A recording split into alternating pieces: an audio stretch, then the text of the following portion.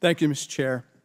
On December 10th, 2019, this committee held a hearing to examine and investigate widespread complaints from patients, physicians, scientists, and others that talc found in many consumer products, including in Johnson & Johnson talc-based baby powder, contained carcinogens such as asbestos and other materials.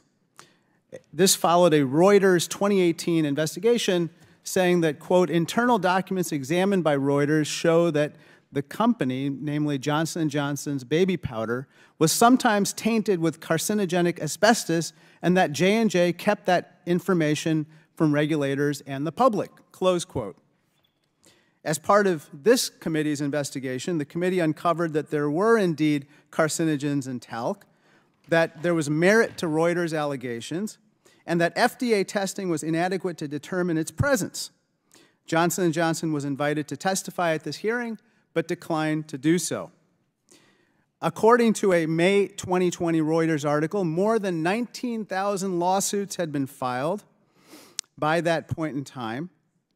And according to recent statements by J&J, the company, quote, continues to believe that these claims are specious and lack scientific merit. And that's your position, Ms. Wine, right? I can't hear you.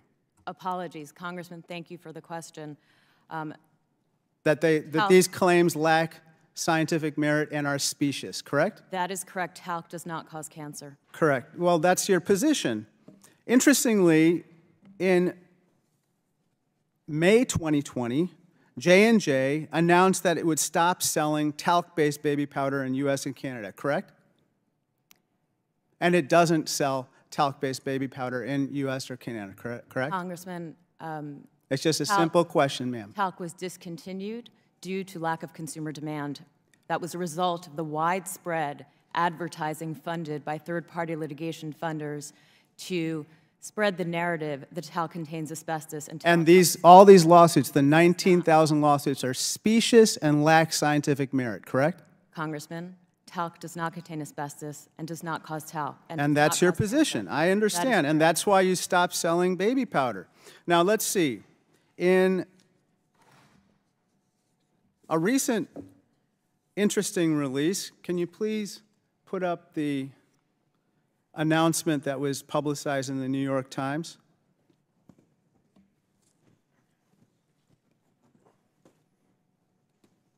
Johnson & Johnson reaches deal for $8.9 billion talc settlement in April of this year. And you haven't disputed this piece of news, correct?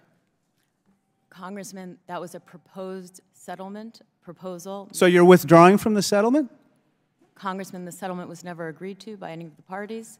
It was proposed in the context of a bankruptcy filing. So is this proposed settlement something that you are walking away from?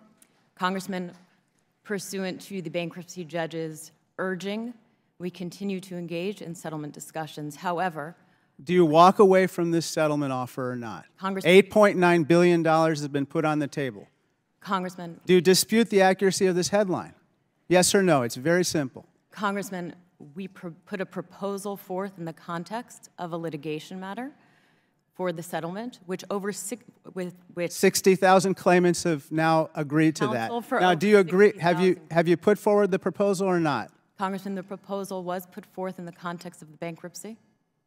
And you haven't withdrawn from it. And 60,000 claimants have agreed to this so far, according to your press release dated April 4th, 2023, correct? Congressman, this is your statement. Yes, Congressman. Yes. So the answer is a proposal for $8.9 billion settling over 60,000 claimants' allegations has been put forward. Now, it's your position, of course, that the claims of these 19,000 lawsuits and more are specious and lack scientific merit. But your claims that somehow your product, Johnson & Johnson's baby powder, is somehow life-enhancing, and that these claims are specious and lack merit are themselves specious. And you should think very carefully about casting all of these lawsuits as being somehow wholly lacking merit in themselves. Thank you so much. I yield back.